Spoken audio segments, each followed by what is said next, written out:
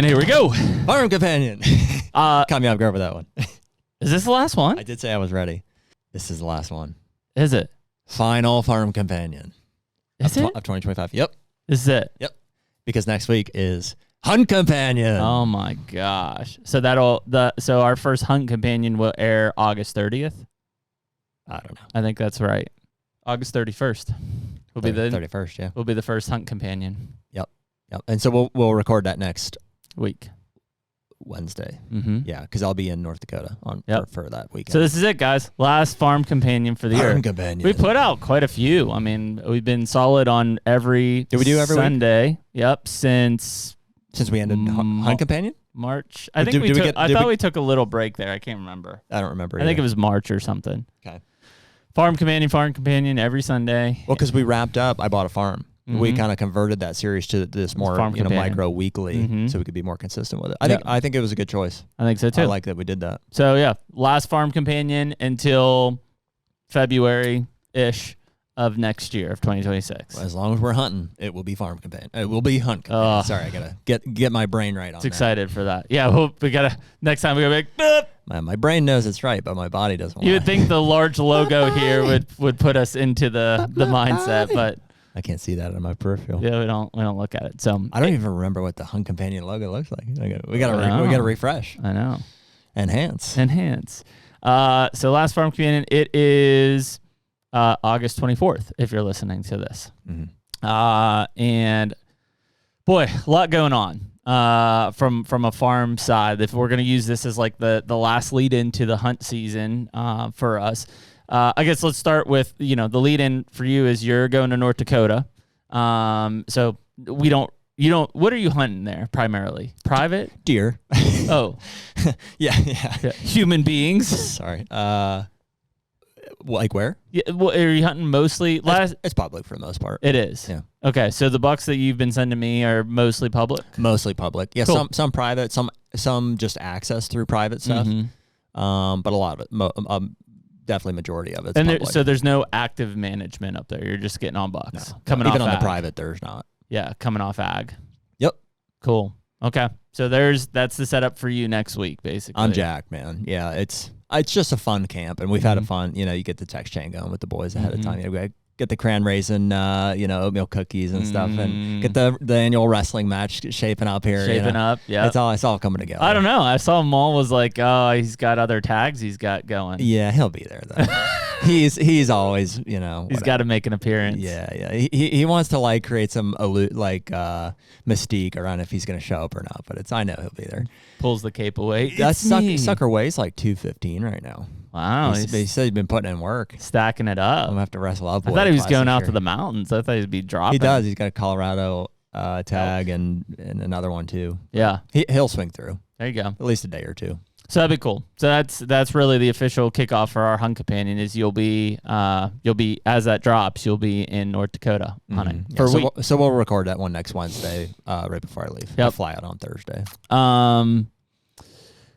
This weekend, so if you're listening to this, I am in Kentucky, trying to do final tie-ups there. I haven't, so since August 1st, it's been legal to bait in Kentucky or feed, whatever you want to call it. I haven't done any of that yet. I had a bear eat 3 of my cameras on my farm, so I have my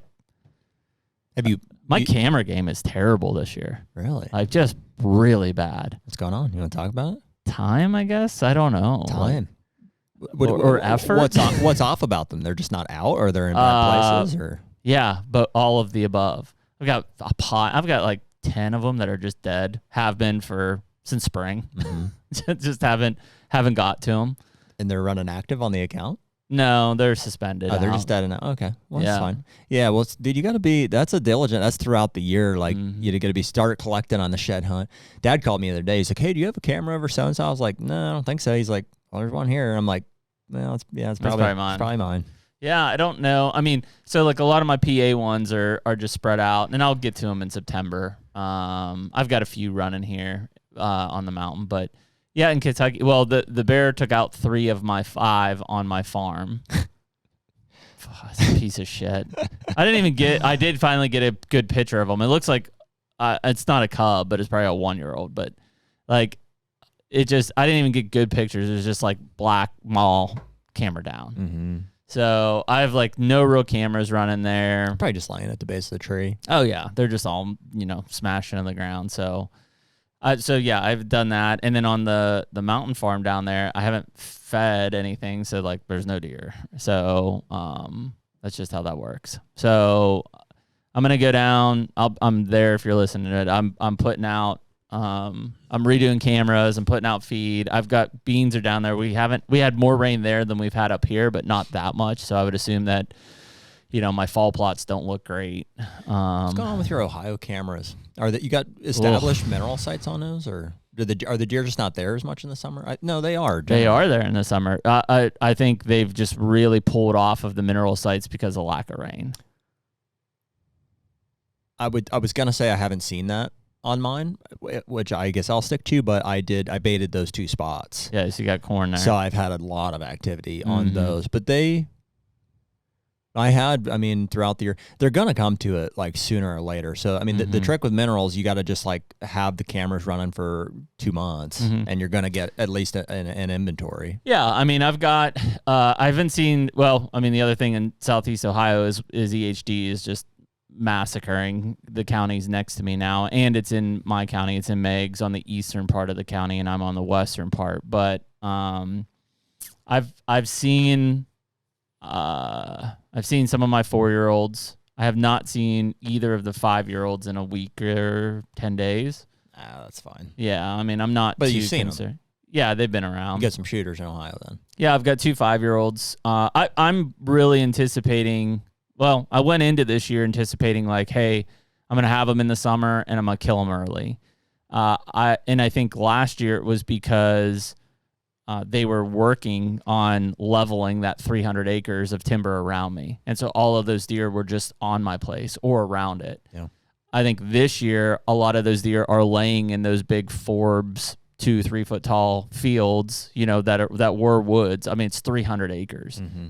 And I would expect as we get closer to October, mid-October, that I see a lot more deer come in as the pressure and those food sources change over. So I'm not as I have one really good 8-point that I would for sure kill. I've got another buck that I know well that I'm not sure. I would kill him at some point. I don't know if I just shoot him early. I'd rather put like a kid on him or something, or my dad. And but yeah, so just slow.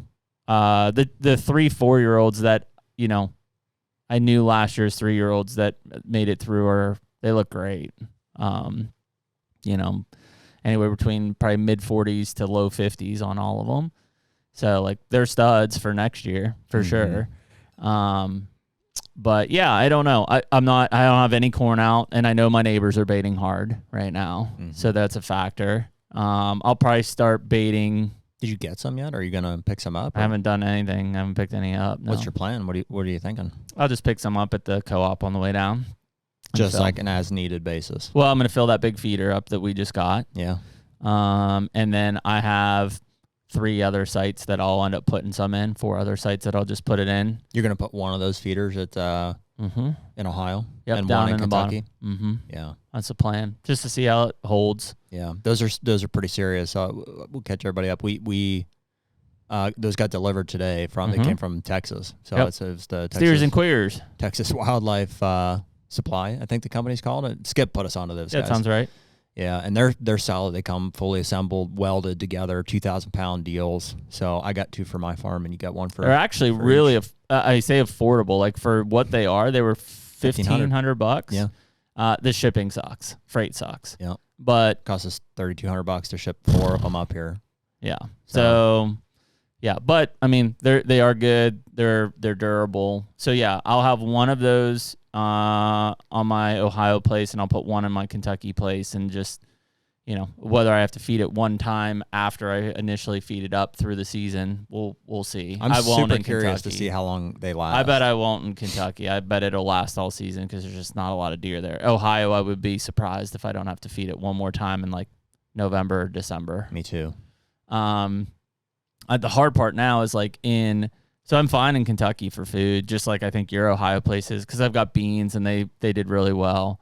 Ohio's hurting now because my beans were starting to get hit hard. So I brassica'd them. Well, no rain. So no brassica. Yep. I assume those beans are stems at this point, and my clover is zapped. Now it'll come back if we get rain, but well, for October anyways, from what I'm seeing anyways, those white oaks are loaded.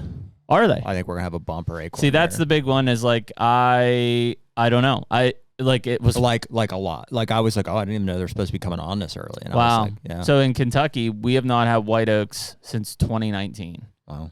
And I have quite a few of them on both properties, so that could be a big player. Who knows? Could be reds too. I just noticed I've got some. Yeah, reds are for sure. Chestnuts were loaded. I know that. I saw chestnut oaks were loaded. The Sheets hot dog. Yeah, the Sheets hot dog, according to Bo Martonic. So yeah, I mean, if white oaks are on those places, it'll be good. Yeah, I don't know. I mean, I like I said, my camera games, because the food sources have shifted so much because of the drought. Like I'm off on it. In places. So. Well, I mean, at this point, you got corn in your feeder, and you got rye, to lean on hard. And I would, like you said, you're gonna put some more clover down too. I think that'll bounce back, and acorns. Yep, and that'll be, well, at this point we don't have much rain, so it'll be early September that I put rye and more clover down. That's the time. Yep, and I'll have corn out. So, and I say that, I mean, we still have 5 weeks till Ohio opens, like plenty of time. 2 weeks till Kentucky opens.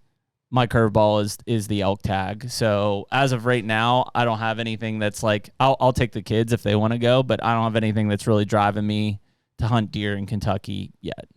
So I'll probably, whether I stay at home and do some stuff at home, but I'll just be planning for the elk hunt for the time being, and unless something else shows in the next couple of weeks, which maybe because I'm about to probably put 2,000 pounds of corn out in Kentucky plus. So something will help. Yeah. So yeah, I think that's the main strategy. I am stoked to see my beans and corn, to see how they're finishing up in Kentucky. That'll be cool. And I'm gonna mow access roads. I might even mow if there's any broadleafs on any of the clover and alfalfa plots and stuff. I do have a better chance of rain down there than I do up here. Like I've got 3 or 4 rain chances in the next week down there. I'm like, where the hell is that at? It's not making it across the border. It's been I'm less stressed about it for some reason this year, but it is incredibly bleak. Like I mean, I don't see rain on the 14-day forecast in southern Ohio. That's what I'm checking now, but I'm pretty sure that's what I'm seeing also. It's 0.22. Just nothing. Yeah, I'm looking like, how is it possible? We have some like 70-degree days coming up, which is awesome. Yeah, that'll be nice to have some cooler days. And I mean, where's the precip? If we get some humid weather, so if we get those dewy mornings, like that'll help that clover bounce back with those cooler temperatures. That clover bounces really fast. Like it's there. I don't think we're getting hit as hard of a drought as we did last year, because last year was the year that I had like cracks in those clover plots. Like it must be timing then. I mean, I think so, because my brassica plots were way better this time of year than they were last year. But I also planted them a week to week and a half earlier. And caught some timely rains there. Yeah, and see, last year, I think starting in June, July, and August, I was dry in Ohio. And this year, it didn't start till after 4th of July. Yeah. Well, so this will be my year to kind of make an assessment or a decision on timing of brassicas. I know two people in particular, you got Higgins and Bomar, who are like, I don't plan until like August 15th is what they like. Yeah. And theirs is based on experience, and so has mine. Mine's been from a based on palatability standpoint is what they've gone for. I've never had an issue with palatability. Like, dude, I think it's because you have so many deer. Maybe. That would be my guess. It's like they don't need, like, there's just so many deer that they're eating everything else. Like, that's what's left. Like, you eat it or you don't eat. I mean, in September, they're hammering. You know what I mean? It's like, I think that's a water content thing. Probably. So, but regardless, there's never been an issue with attractiveness. Yeah, because most of the time, if it's a drought, I don't have them hitting brassicas, and not because of the whole frost and sugar thing like Harper was talking about, but they're not eating them until late October, November. Well, and the problem, like, where I don't know about those guys' strategy is, like, if they don't get big, they don't put on bulbs. I don't know if they're thinking about that as much as they are like tonnage of green leaf. I could care less about the green leaf. I need like bulbs. Interesting. I don't see mine eat that much. And maybe it's just because I don't, the last 3 years have been pitiful for putting them on. But like in Kentucky, that first year I planted them, they were great. And like this deer didn't eat them. I think I'm right about this. They like that. Yeah. I mean, that's how I'm looking at it. All of my Brassica plots get rye, and they love that rye when it's like in its first month of growth. So like I put it down early to mid-September. They love it in October into November. And then I'm planting Brassicas to get them through, like, frankly, the very end of season, if not after. They come back to it after rut, like end of December. Yeah. They start getting in there, and then the whole month of January, season Ohio, is through the first or second week of February. So there's hunting opportunities, and it also is that month of February and into March is critical. Like, I need it to supplement the bean fields. You know? Yeah, especially like last year, your beans were gone in December. I know. And I can't recall how my Brassicas, I mean, they definitely helped. I was grateful for it, but even that, I think they hit everything so hard. And I think there's just so many deer. And so now this third year, that's why I'm kind of like, let's put the feeders on top of it, so it's like, I will not run out of food. Yeah. I mean, these drought years are tough, man, because immediately like the forbs that they should have right now are waning fast and becoming less digestible and less attractive. The mast is already starting to drop. Like I've seen red oaks dropping and stuff already. So they're starting that kind of shift here a little bit. And then, yeah, I mean, if you look at from a food plot standpoint, like we're all waiting for a batch of rain at this point to save clover plots and get cereal grains going. Because Brassicas are basically out of the question. A clover will come back. I mean, it's pretty dead right now. But from a planting standpoint, I think I'm like, literally here's like the next couple of weeks. It's like tomorrow I'm gonna run up and get those feeders out, get them put. I'll back it up even further. Like I'm gonna talk about those feeders. I baited those 2 spots where those feeders are going. It's been since what, Roadshow? Week and a half ago. Maybe 2 weeks at the max. Almost 2. It'll be 2 weeks this weekend. Okay, so 2 weeks ago I baited them, corn, and and they're at mineral sites already. Yep. So they were already coming to that area, which is great. I'm really liking how this progression is working out. They were already coming to the mineral sites. I baited those spots. I spread that corn. How much? I put 200 pounds out at each. Which it's funny. It's like doesn't look like I don't put any of it in a pile. It's just all spread. Yep. You might as well put it in a bag seeder. I just spread it as much as I could. And they jumped right on it. Obviously, they hammered it. And so they're used to coming to that area. They're used to like, hey, there's more deer there than usual.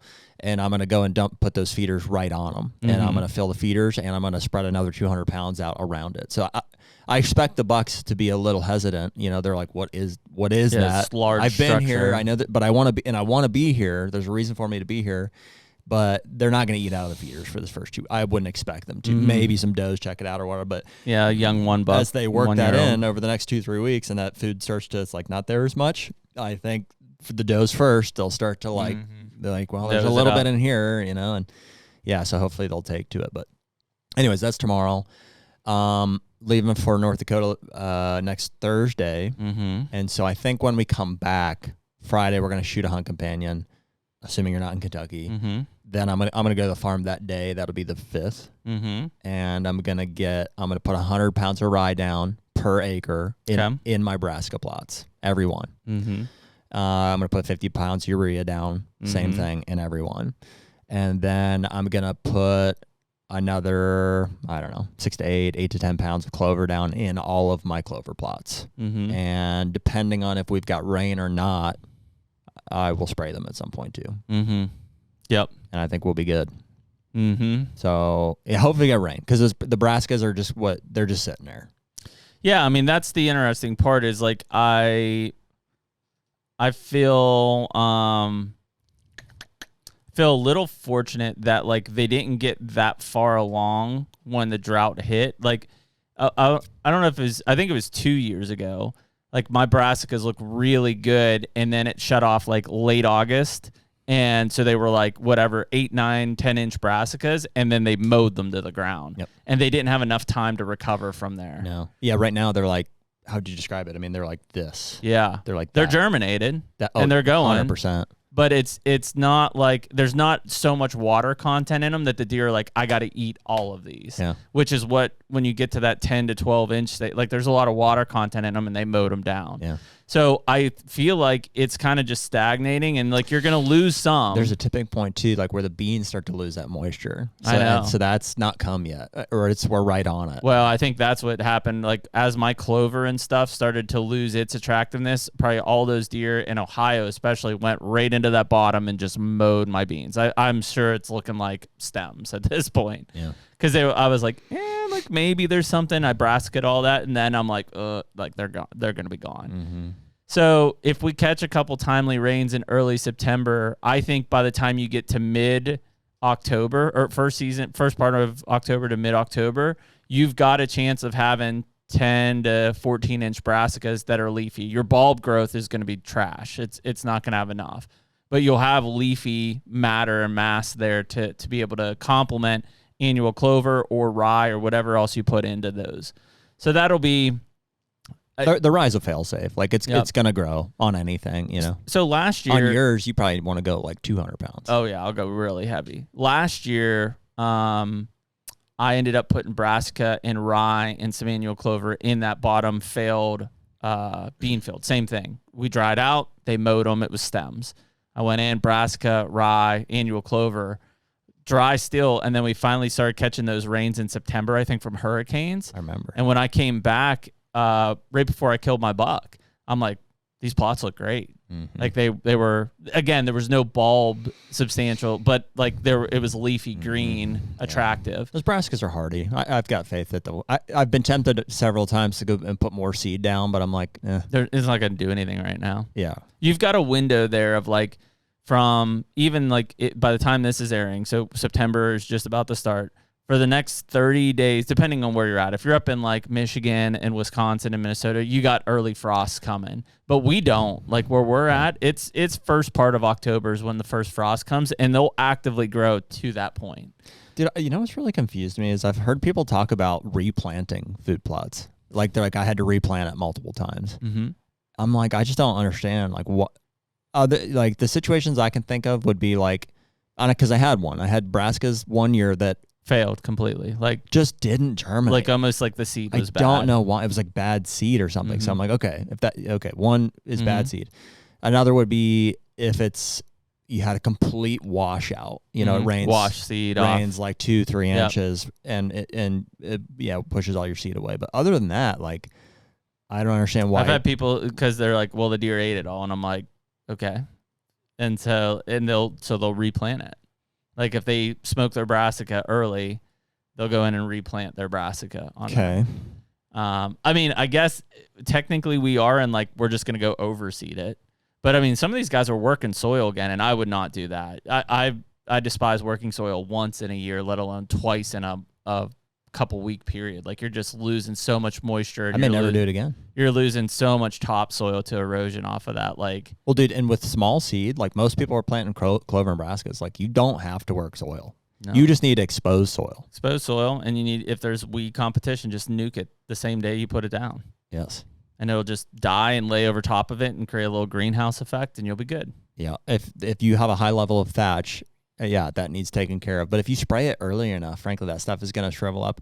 I'd burn it before I would. I mean, that's why I always tell people, look at a clover or brassica seed, how small that is. That thing is going to get in and like whether it hits right away or wind blows it or rain hits it, like it will get. You want some organic matter on it. That's what holds your moisture in.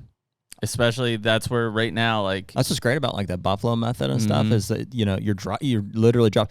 I'm really stoked. I hope our brassicas do really well in Illinois. The only thing I would have done, cut 2 inches of rain the other day. We got 2 inches. Oh yeah. Oh wow. And then another 0.6 last night. Cool. Yeah, they should be good.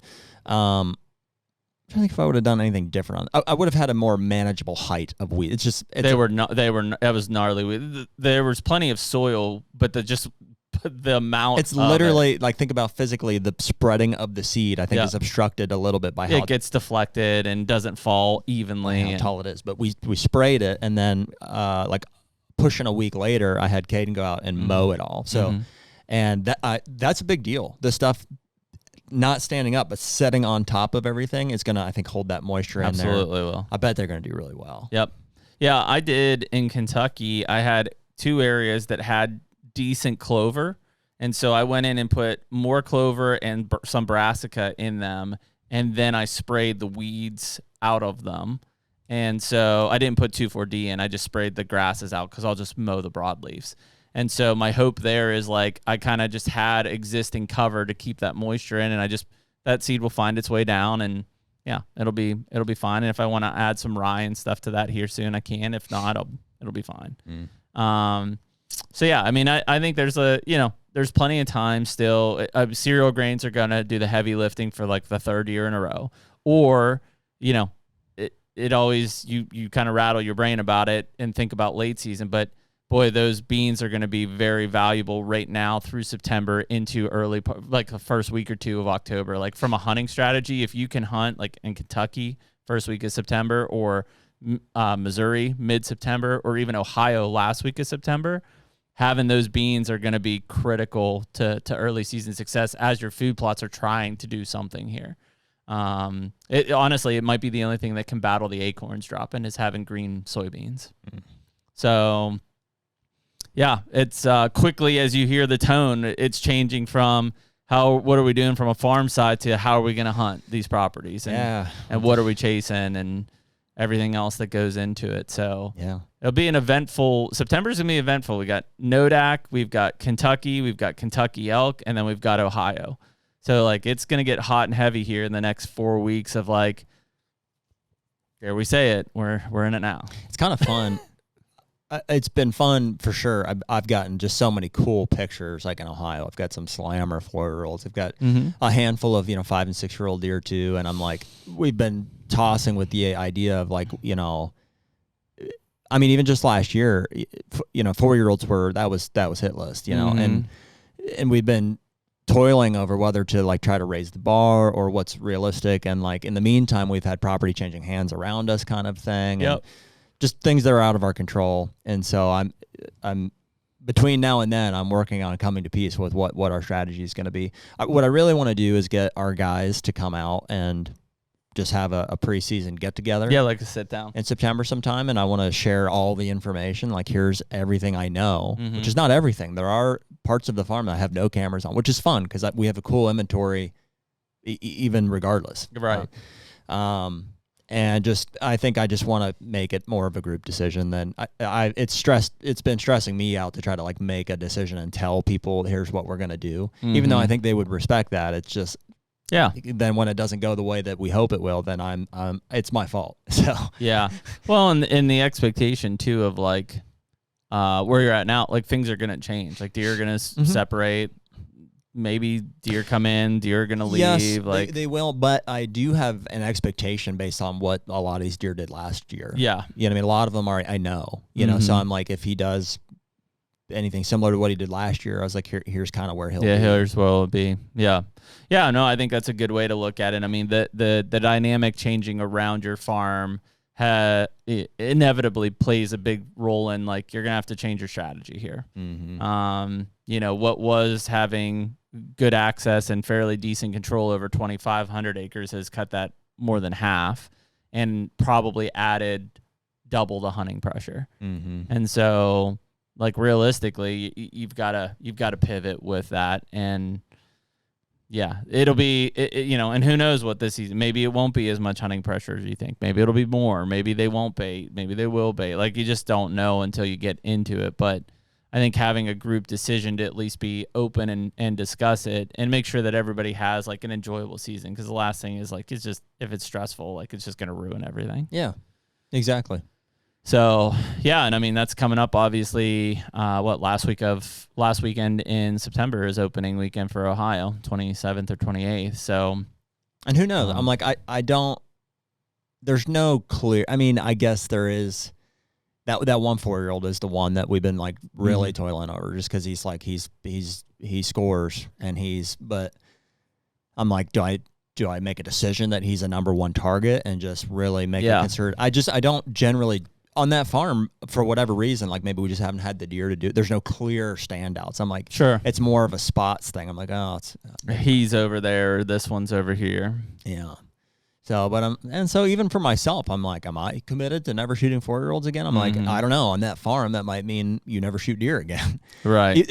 But yeah, and that's the struggles, because I know that's not necessarily true, because there are 5 and 6-year-old deer. None of them score. You know, so, but from a management standpoint, they need shot also. I'm not going to pass those deer, I don't think, to, hold out for a younger deer necessarily, but who knows? We'll just have to see how it goes. Yeah, I don't know. I really do want to just enjoy the season too, though. It's like you can ruin it by stressing out over those things. So it's like I want it to go a certain way as far as the deer that we kill, but also I don't want it to ruin the experience for me or everybody. The one thing we do know is the deer will die, and not by our hands, by cars, by EHD, by neighbors. Like, that's inevitable. And so, because of it, you just have to take it as it comes and hope for the best, that you can give it a valiant effort to go after one. I mean, I would assume that if you guys decide to shoot that deer, I would absolutely target it, because I think if you don't target it, I agree. He'll get shot by somebody else quickly. Yep, I agree. So I think if you decide he's a shooter, then he becomes a high priority target. Maybe, like you said, you're not going to pass one of the other ones if they walk by too, because they're all relatively in the same area. I think it'll probably be a group strategy too. You know what I mean? It's like I can't put 5 guys on them necessarily, but like me and somebody else, I think we'll probably try to be on one of 2 spots that he could be, and we'll do that. Yep. And I think that's it. And yeah, who knows, man? I do think you have a ton of deer on that property. I'm the eternal optimist of, like, I think new deer show up on my place. So yeah, but they will. And they'll show up on my place too. Yeah, dude, there's deer. Granted, again, 3-year-olds, they could be like Irma. I don't know. That deer could. Yeah. I know where he summers, and I don't have access to it anymore. Yeah. You know what I mean? But if he's alive, I think he'll show up. He'll show up at some point, and he'd be a good deer. And there's several others too. The Hintons in corn this year. So that's the year. Those are the years to hunt it. It sucks in bean years. You just can't access anything. They see it coming. Corn years, though, there's some nasty little spots you slip right up in there. That Jared and Margie stand. I mean, dude, I may end up. I have no. You don't have a camera over there, because typically that's where there's at least a 5-year-old over there. Yeah, there's an 8-point. I think would be 6 over there this year. Not a big scorer, but I'd shoot them for sure. I've had some history with them. Yeah, there's a few. There was a slammer 3-year-old over there last year that I think might have made it. So we'll see. Yeah, I mean, that's the cool part. I think I don't know. I don't have cameras running. Well, I think that's the reset here. It's like, okay, we're about to hit September. We're in Ohio. You're three weeks out from the season, but you've got a chance now, whether it's moving cameras. I mean, the other thing is, if you've been on just like food and minerals, like, I'd start looking at scrapes at this point pretty hard. Oh, dude. Scrapes are such a huge part of my strategy. I'm almost not even like concerned with those food plots and stuff. Like, I don't hunt them as much anymore. Yep. It's like, that's great, and I need them there to feed deer, and those feeders, they're going in spots that we don't hunt anyways. Yep. I'm keying in on those scrapes. Yep. They just the whole month of October. It's like if you get the right condition.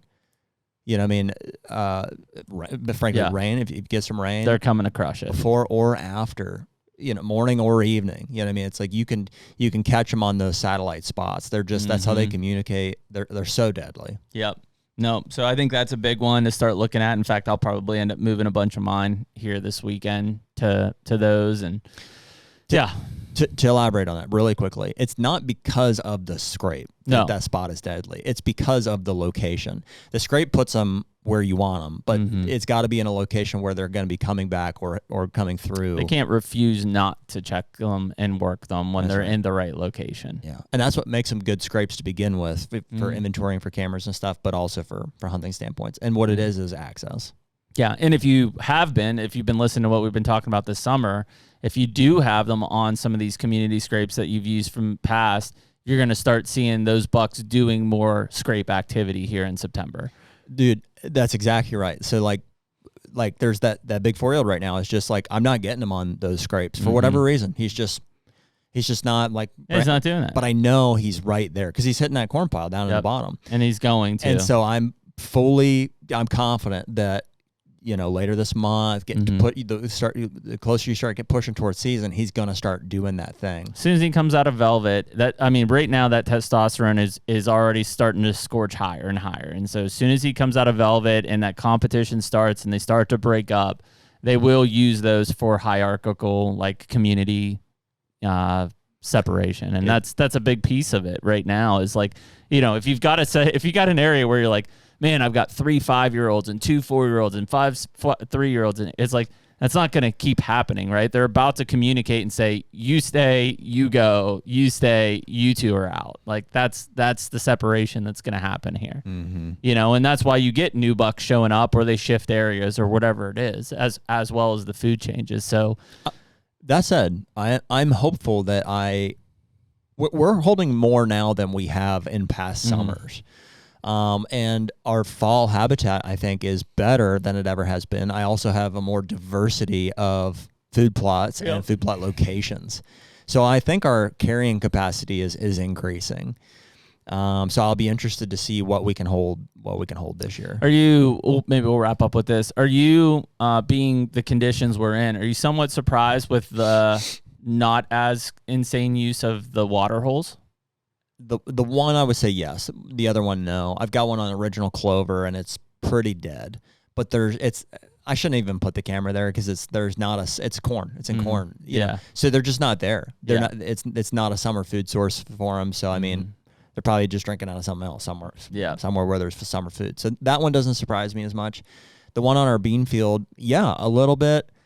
There's another water source over there that's closer to like a core area that they very likely are using. So, but that one, I'm like, it's interesting. I do think that the beans especially are still high enough in water content that's where they're primary getting their hydration from. Yeah. I fully expect it to switch when those brassicas start to come in and the acorns start to drop on those edges. And those beans start to lose their moisture content. Yeah, I think he's done on that. Yeah. So I've heard a lot of people because of the EHD thing, but just in general of like, hey, I'm not seeing deer. Man, you get to this time period where they're coming out of velvet, they're breaking up bachelor roots. You haven't gotten a bunch of rain. Like the deer activity is just in a weird situation. Like it's not a freak out moment. It's just be patient as things kind of shake out here. And if they don't have to move, they don't want to move, especially if you're in a droughty area. Like they're just going to burn water. Yeah. Well, when they're shedding velvet too, they'll go into a hole and they'll just spend a couple days in a thicket, like rubbing their stuff. I mean, it doesn't take that long. Yeah, they just don't. It feels different. It's weird. It's a transition period there. And the food sources are transitioning at the same time too. It's like these acorns are starting to drop. The soybeans are starting to dry up. Everything's kind of starting to happen here. So and their testosterone. It's such a time frame for them, just like there's a lot happening. So anyways, we appreciate the listening throughout our entire journey of Farm Companion for 2025, because that'll be it. No more Farm Companion for 2025. Next week starts Hunt Companion on Sunday night, and we'll bring this back around sometime in February of 2026. So for the last time, signing off on Farm Companion in 2025. We'll see you next week for Hunt Companion. Here it comes. Take me